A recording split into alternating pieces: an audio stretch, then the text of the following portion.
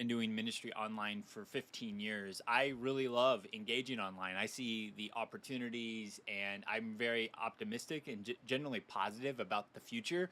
But one of the things that's really hard about doing ministry online is that you also see all the negative. It's not all, great. There's also really murky, messy areas. And one of them is on X or Twitter, there's this Christian bubble that exists, especially with pastors and religious leaders that are constantly calling people out and having opinions. And I kind of call it like it's a little bit of a me tooing of our space, where like you have to have an opinion. If you don't have an opinion, then you're part of the problem.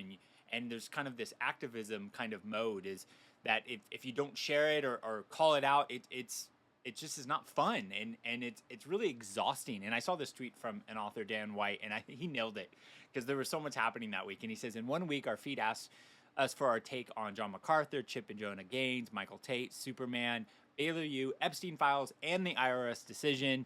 And he says, we're being discipled to be a commentator rather than being contemplative.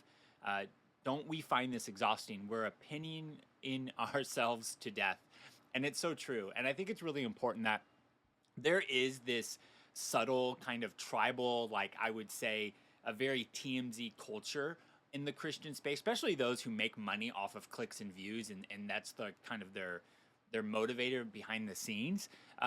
We need to ignore a lot of that. And just because somebody calls you out or something happens doesn't mean you have to react. I think it's important that even Jesus himself ignored a lot of questions, and he reframed things in the proper way, and he would walk by things, and he didn't need to engage on every single thing. And I think it's funny that on X particular that there are Christians that are kind of modern day Pharisees trying to catch people in stuff. And I think it's important that you have a mission, you have an objective, you have a community that you're reaching. Stay focused on that.